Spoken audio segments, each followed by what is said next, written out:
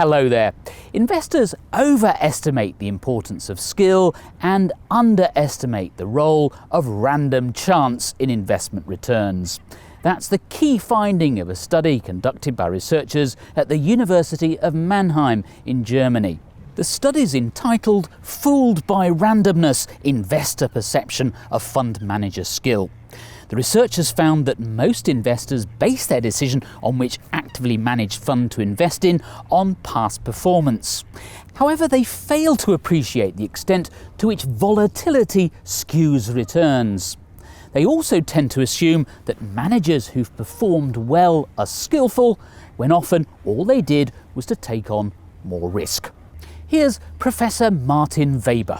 Now, if you take these results together and ask yourself, what should I do? The first, you don't look at past returns and you don't chase past returns, period. Most of the time, if you chase past returns, what you pick up is randomness. Professor Weber accepts there are a very small number of skillful fund managers out there, but he says that's not the point. The next question would be, can you find these people and is it worth it? And the answer is, can you find the people? It's very hard. For we know from our study that you have all these biases when you evaluate these people. Even do good statistic, some people say you have to wait for 100 years in order to find out who is a skillful manager. So the skillful manager is a very hard thing. Now suppose you find a skillful manager, then is he or she worth the money? And that's the next question. So if you have a skillful manager and the skillful manager is really cheap, then go for it. But in general, the skillful managers are expensive.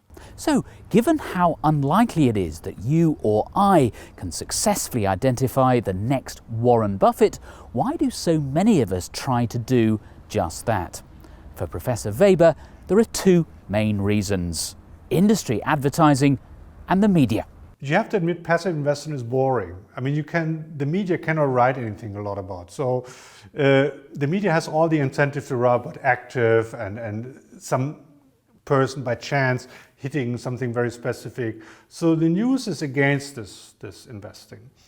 And then all the incentives the industry are against. For passive is much cheaper than active. So why should I promote something which is cheaper, which I can earn more money on the active side?